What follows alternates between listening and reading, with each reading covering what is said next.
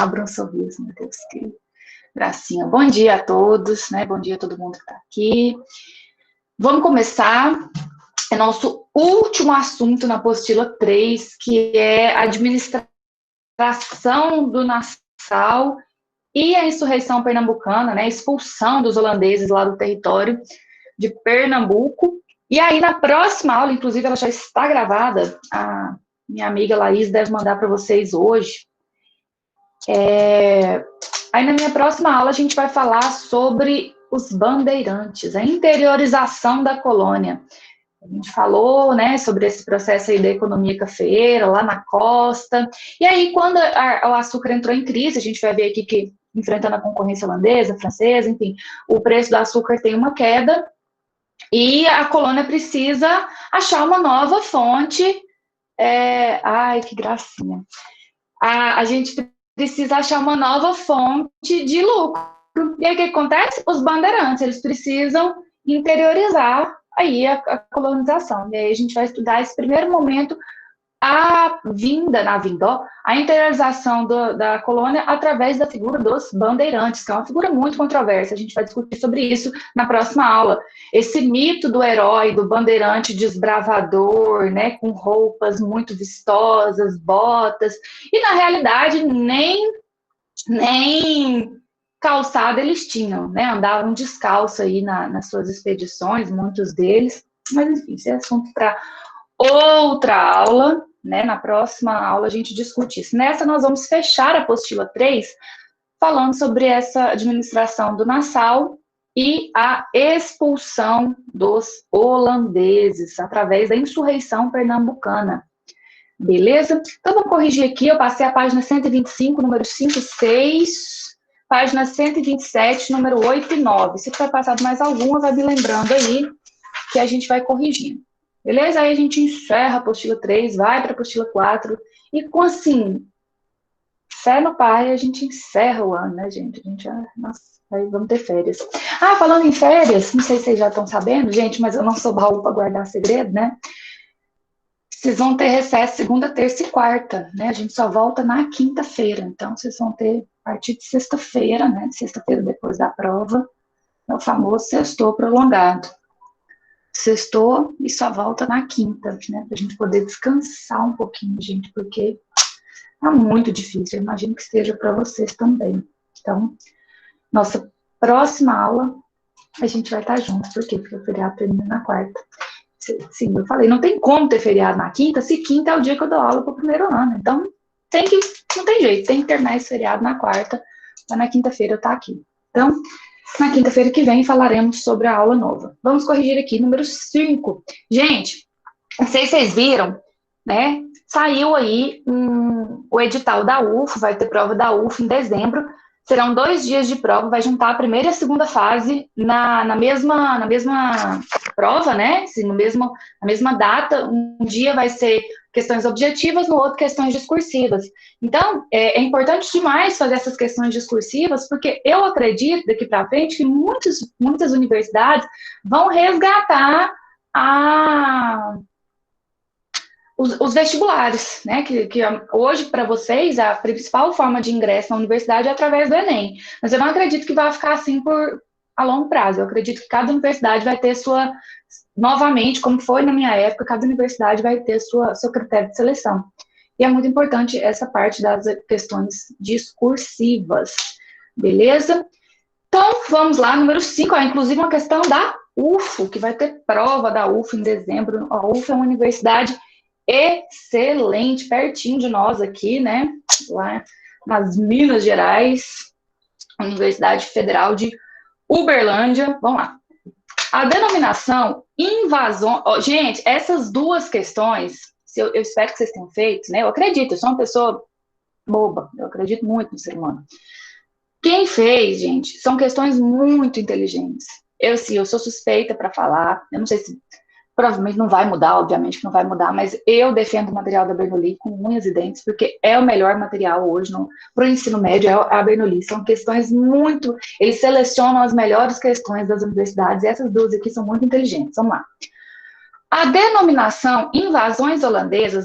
Deixa eu pôr aqui, gente, porque sempre tem Zé que não escutou, né? Famoso orelha seca. Vamos lá. Página 125, número 5. Vamos lá. A denominação invasões holandesas projeta com anacronismo extremo um sentimento nacional para o passado e inventa uma soberania brasileira herdeira de uma soberania portuguesa. Na prática, mostra o que viemos a nos tornar, jamais o que éramos no século XVII. Então, anacronismo, né, para quem ainda não sabe o que é esse termo ele é muito usado em história, então tem que ficar fixado, é quando você pega uma coisa de agora e joga lá para o passado e analisa o passado com essa visão. Isso é um anacronismo. É falar de capitalismo na pré-história. Ah, nossa, eles eram capitalistas, eles trocavam. Não tem a menor condição. Isso é um exemplo muito extremo, né? De ninguém fala que tem capitalismo na pré-história. Esse exemplo foi fora da casinha. Mas, enfim, é você pegar um termo de agora, vamos pegar uma descoberta científica, vamos pegar uma inovação científica e falar, nossa, mas por que lá na Idade Moderna não tinha psiquiatra? Os loucos eram tratados como marginais, alienados da sociedade. Gente, não, a psiquiatria é uma ciência muito recente, é uma área da medicina muito recente. Então, quando você faz esse tipo de análise, você comete um anacronismo, né? Então, aqui ele fala sobre essas invasões holandesas como sendo de um anacronismo que tenta resgatar um passado soberano, né? Uma ideia de nacionalismo, numa época que não existia Brasil. Existia uma colônia portuguesa, não tinha esse Estado nacional, não tinha essa independência. Vamos lá. Letra A de amor. O que foram as invasões holandesas no contexto da América portuguesa do século XVII? Então, primeira coisa que vocês têm que colocar na questão de vocês, que foi uma invasão feita pela iniciativa privada da Holanda. Quem que apoiou essa vinda dos holandeses para cá foram os banqueiros holandeses. O que os banqueiros holandeses estavam interessados em? Lucro. Lucro no quê? No comércio da cana-de-açúcar.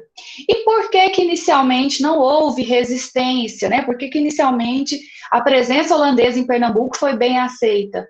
Primeiro, porque os senhores de engenho se aliaram a essa administração privada, gente. Tem que lembrar que a Holanda era um grande parceiro econômico nesse momento. Por quê?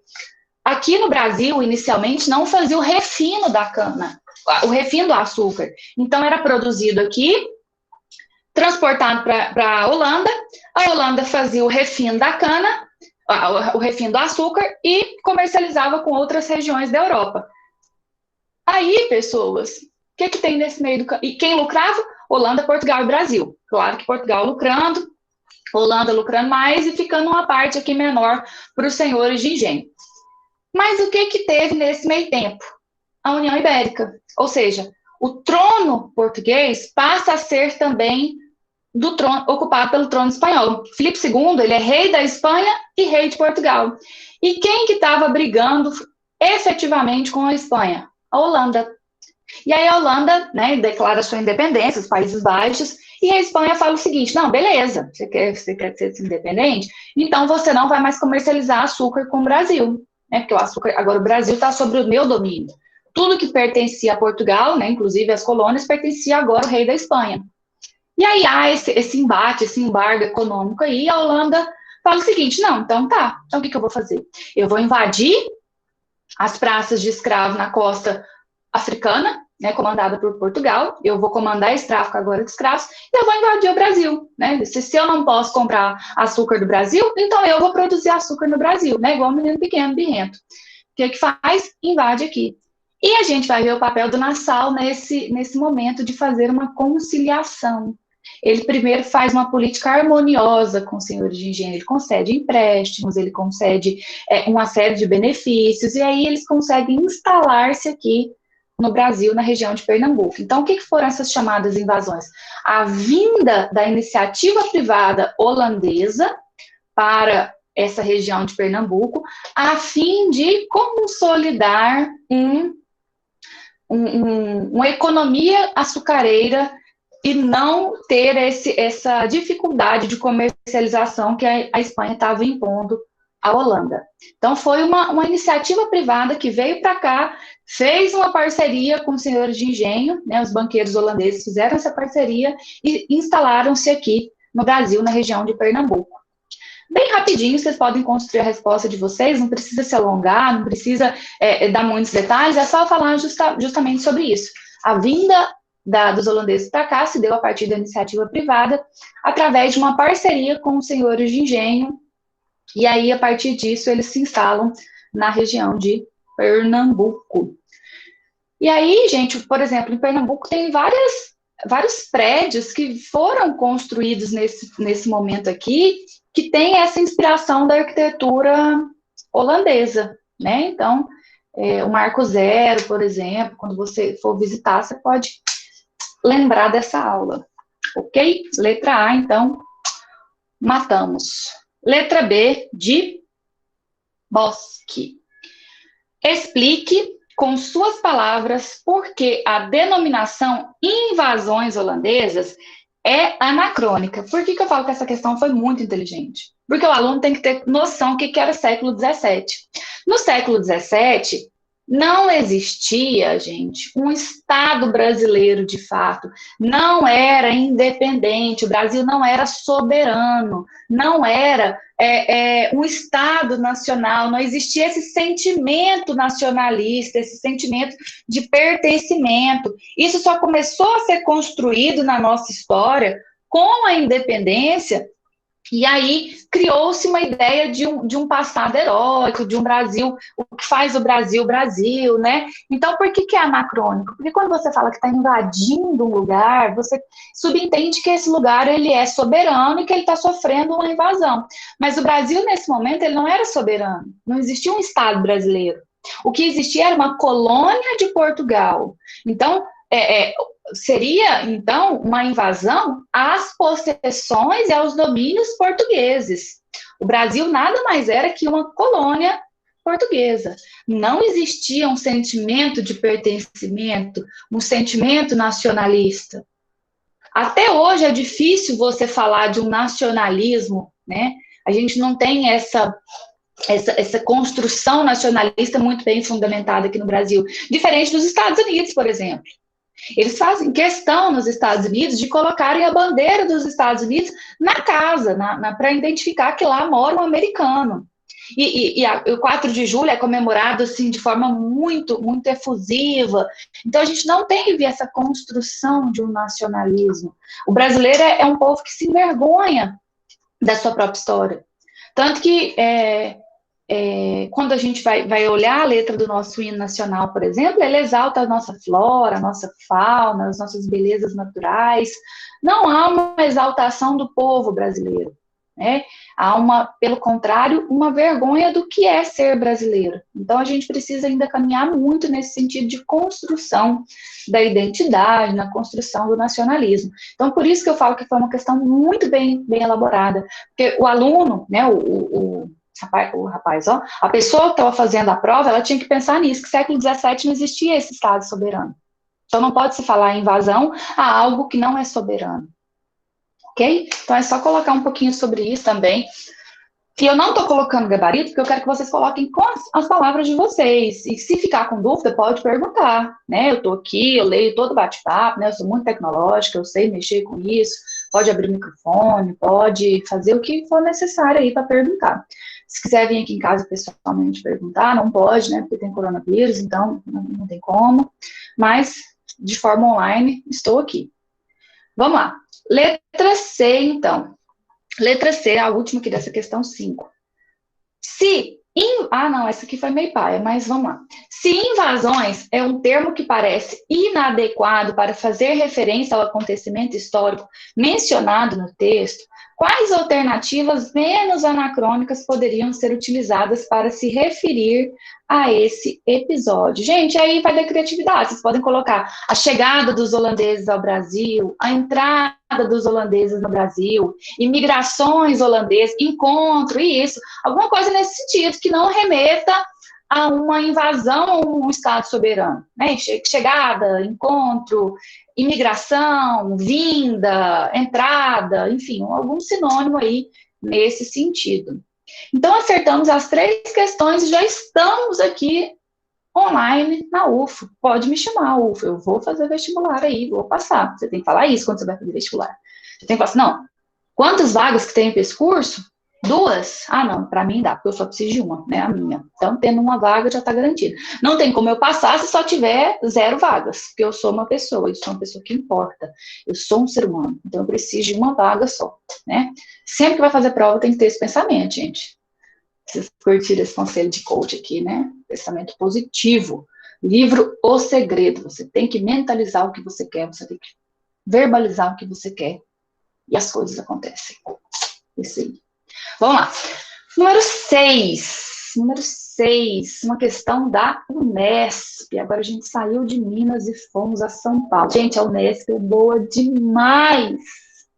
Quem tem vontade de fazer faculdade em São Paulo, principalmente medicina, Unifesp, Unesp, pode apostar. Boa demais. A faculdade é boa demais. O artista holandês Albert Eckhout, ou Eckhout, dependendo do seu sotaque, esteve no Brasil entre 1637 e 1644, na comitiva de Maurício de Nassau. A tela a seguir foi pintada nesse período e pode ser considerada exemplar da forma como muitos viajantes europeus representavam os índios que aqui viviam. Lembra ele aqui? Só eu pegar no meu celular que já vem 600 mensagens. Verdade, Felipe. Vamos lá. Então, tem a imagem aqui, né? A Índia Tarairiu, a Tapuia, foi pintada em 1641, essa obra. Identifique 2 elementos da imagem que expressam esse olhar europeu sobre o Brasil. Gente, primeiro que dá para destacar aqui, que é presente em qualquer obra desse período que retrate o Brasil, a exaltação da fauna e da flora, né? Uma exuberância tropical. Há uma exuberância tropical, há um patrimônio de fauna e flora, uma terra muito rica em belezas naturais. Então, a gente tem aqui, nessa imagem, ela está com alguns animais em volta, e aqui a gente tem, né, as árvores, aqui o mar de fundo. Então, a primeira característica aqui desse olhar europeu para a colônia era justamente essa exaltação da beleza natural, porque não tinha muito o que exaltar na cabeça deles, né? Era tipo assim, não tem muito o que falar, não sei das plantinhas e dos animaizinhos, né? Claro que é uma visão totalmente preconceituosa, que hoje é totalmente condenada pela historiografia. E outro detalhe aqui, que talvez não dê para ver, porque a imagem tá pequena, deixa eu ver se consigo achar ela aqui, gente, na internet, que eu falo e eu provo. Peraí. Albert Eckhout, obras. E, gente, que eu estou achando aqui a imagem, deixa eu ver se eu acho ela maiorzinha para mostrar a vocês. Calma aí. Ai, gente, não achei. Calma aí, gente. Achei. Deixa eu compartilhar aqui para a gente ver essa imagem, pra vocês verem o detalhe do que é essa visão preconceituosa do europeu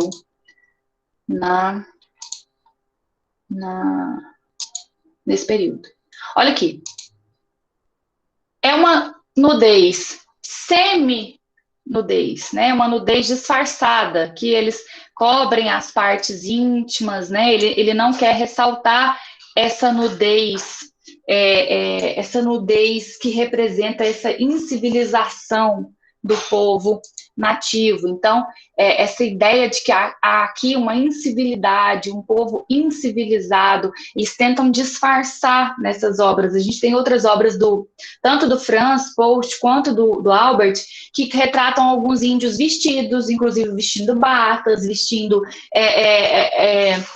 peças de roupa, para tentar dar uma disfarçada nessa nudez aí que era tão cara ao europeu, né? Que era tão vulgar ao europeu.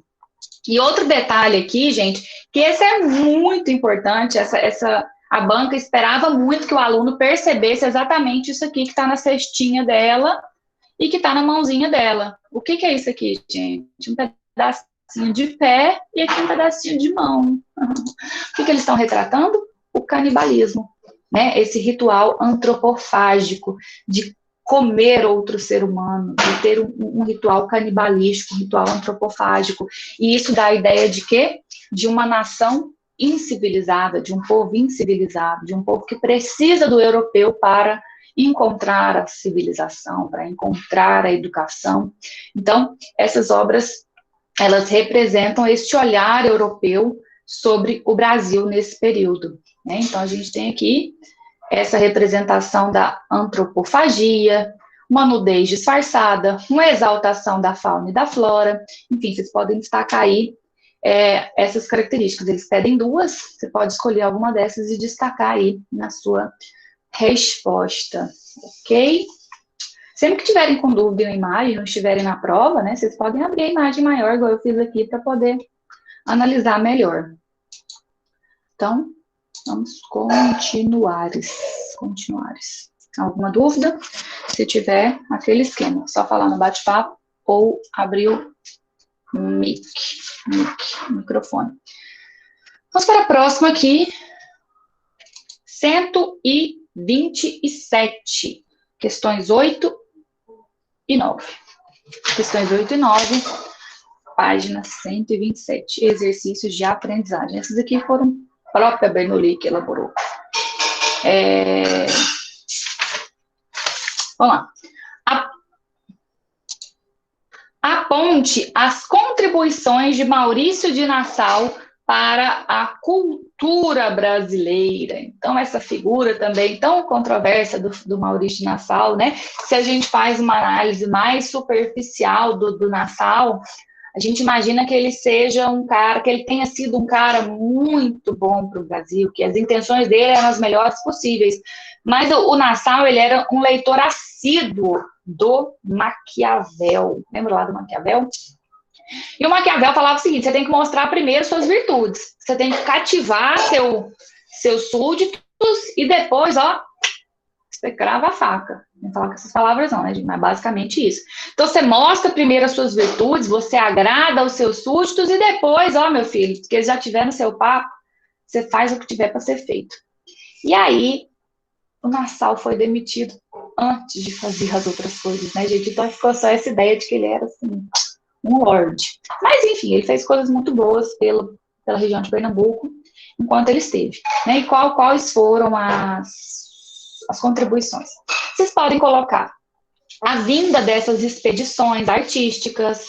A gente acabou de ver aí várias obras, a gente viu só uma, né? Mas tinham várias obras que, inclusive, são usadas como fontes históricas, que foram pintadas por essas pessoas que vieram nessas expedições patrocinadas por ele. Então, vinda de artistas, vinda de naturalistas, né? Não tinha cientista, era naturalista, que ia estudar as plantinhas, que ia estudar a nossa fauna e a nossa flora. Então, ele patrocina essas expedições. O que mais que ele faz? Ele é um grande incentivador da cultura. Ele abre, né, na região de Pernambuco, teatros, ele alarga avenidas, ele moderniza a cidade, arboriza a cidade, ele abre zoológico, ele abre jardim botânico. Então, ele passa a movimentar a vida social das cidades, somente ali em Recife, para incentivar essa proliferação da cultura, principalmente com peças de teatro, exposições no Jardim Botânico, Os animais sendo também no zoológico uma fonte de distração para as pessoas. Vocês podem citar várias dessas contribuições, desde a vinda de artistas, a vinda de naturalistas, a abertura de teatros, abertura de zoológico, jardim botânico, incentivo à cultura, enfim, ele foi um cara que incentivou esse dinamismo cultural na região de Pernambuco, enquanto esteve no comando, enquanto esteve aí na administração. Ok? E agora vamos para a 10. Não menos importante, mas a 10 não, a 9. 9. Vamos lá. Gente, tem uma fome. Nossa Senhora. Explique de que forma a saída de Maurício de Nassau da Companhia das Índias Ocidentais contribuiu para a insurreição pernambucana. Essa questão aqui ela é muito boa para cobrar em prova. Pode marcar um asterisco aí, que eu também vou marcar um asterisco aqui, porque ela é importante para o fechamento desse assunto, que pode ser que caia em alguma provinha de vocês. Vamos lá. Quando o Nassau administrava, né, a Companhia das Índias e consequentemente, aqui a região de Pernambuco, ou lá a região de Pernambuco, o estilo de administração inicial do Nassau foi uma administração, gente, muito harmoniosa. Ele fez vários acordos com os senhores de engenho, então ele concedeu empréstimos, tem que citar isso aí na questão. O Nassau concedeu vários empréstimos aos senhores de engenho, ele incentivou cultura, igual a gente viu, ele patrocinou exposições, ele patrocinou peças teatrais, ele patrocinou a vinda de expedições, ele permitia a liberdade religiosa na colônia. Apesar de ser protestante, ele falava, seus católicos, se vocês querem ser católicos, querem fazer o sinal da cruz, que façam, né? Não tem nada com isso, é cada um na sua religião, eu estou aqui na minha, vocês estão aí na de vocês, enfim. É um governo muito harmonioso, o que acabou desagradando muito a Companhia das Índias. A galera falou o seguinte, Nassau, deixa eu te falar um negócio, você só gasta, você só investe, cadê, meu filho, o retorno? Esse povo não vai te pagar, não? Cadê? E aí, demitiram o Nassau. O bicho foi demitido. Os novos governantes da Companhia das Índias, eles endureceram essa administração. Então, houve um endurecimento da administração na região de Pernambuco, a partir de a cobrança dos empréstimos, então esse endurecimento fiscal, passaram a cobrar os empréstimos, inclusive essas cobranças foram feitas com juros, lá, vocês pegaram o dinheiro tem 2 anos, né? Deixa eu calcular os juros aqui, tá? Então começaram a cobrar os empréstimos, houve a fiscalização muito maior, a fiscalização dessa relativa liberdade que eles tinham foi cerceada, então houve fiscalização em vários setores, práticas mercantilistas objetivando lucro, enfim, houve completamente uma modificação. E aqui que os senhores de engenhos pernambucanos, e aí eu falo sobre todos, mestiços, nativos, a galera toda se uniu, falou assim, gente, como assim? Né? Não dá para esse povo continuar aqui. Eles vieram lá da Holanda, né, para poder mandar aqui desse jeito, querer cobrar dinheiro, querer pôr impostos, fiscalizar, não, vamos unir. E aí a união, deixa eu ver se tem fotinho aqui. Aí não tem. Aí a união de vários tipos sociais, né, e a gente vê mestiços, nativos, senhores de engenho se unindo para expulsarem os holandeses do território de Pernambuco. E aí essa é a chamada insurreição pernambucana. A insurreição pernambucana inicialmente não teve o apoio de Portugal, né? Nessa altura do campeonato, Portugal já tinha reconquistado o trono, já tinha acabou a União Ibérica. Só que Portugal, gente, precisava de um fôlego, né? Sim, Portugal precisava respirar, já estava aí há quantos anos sendo comandado pela Espanha, isso claro que tinha causado um déficit fiscal muito grande em Portugal, e aí Portugal precisava dar um respiro, precisava alinhar as coisas, né? Alinhar os chakras lá. Vamos colocar em ordem. Vou pôr umas pedras aqui energizadas para eu poder voltar a meus chakras aqui alinhados. E falou assim para os holandeses: ó, holandeses, vamos ficar 10 anos sem brigar, né? Dá uma paz aí. Vamos ficar 10 anos aqui, né? Vamos dar uma trégua aqui, chamada trégua de 10 anos. Então, inicialmente, Portugal estava assim, né? Vendo os pernambucanos lutarem, falando: ai, não posso lutar, né, gente? Fiz um acordo com a Holanda. Só que aí os portugueses, os pernambucanos começaram a ter vitórias muito importantes, né? Venceram várias batalhas, por exemplo, a Batalha dos Guararapes. Isso é uma vitória muito importante para os pernambucanos. Terminada a trégua, assim, um minuto que terminou a trégua, o que Portugal fez? Começou a mandar recursos para esses insurretos, né? Para esses pernambucanos que estavam lutando contra os holandeses, passaram a apoiar essa insurreição, e aí passaram a lutar ao lado dos pernambucanos, e com isso conseguiram, depois da Batalha de Taborda, conseguiram expulsar os holandeses do território, ok? Então, essa é a forma que vocês vão explicar, fazer esse paralelo aí, esse link, que o Nassau, ele fazia uma política muito harmoniosa de conciliação. Com a demissão do Nassau veio uma política muito mais agressiva, muito mais endurecida, e isso causou a revolta e, consequentemente, o início da insurreição pernambucana. Ok? E para fecharmos, né, a gente falou então dessa expulsão. Depois que expulsa os holandeses, a gente vai ver que algumas consequências o Brasil começou a viver, principalmente uma crise econômica, motivada aí, primeiro por esses longos anos de guerra, que foram desgastantes, e segundo, uma crise na produção açucareira, né? A produção açucareira começou a enfrentar a concorrência de açúcares de outras regiões, da França, da Holanda, da Espanha, enfim, vários países começaram a concorrer com o nosso açúcar, nosso sugar baby. E aí, é o assunto da nossa próxima aula. O que Portugal vai fazer agora? Né? O que eu faço? Eu vou desistir dessa colônia, já que não tem como plantar açúcar nessa, né? Vou mandar esse povo para onde agora? E aí que inicia-se o processo de procura do ouro. E aí a gente vai falar dos bandeirantes para depois a gente entrar no ciclo da mineração. Ouro, muito ouro. Ó, tô usando ouro branco aqui. Vocês acham que eu sou pouca coisa? Não. Tô brincando, gente, é prata, foi R$50. Mas, enfim. Na próxima aula, então, a gente discute esses bandeirantes, quem foram esses caras que dão nome a várias rodovias importantes. Quem nunca ouviu falar da rodovia Fernão Dias ou a Raposo Tavares? Muita gente deve ter ouvido, né? Porque não mora em São Paulo, enfim. Mas são rodovias muito importantes lá em São Paulo. Ok?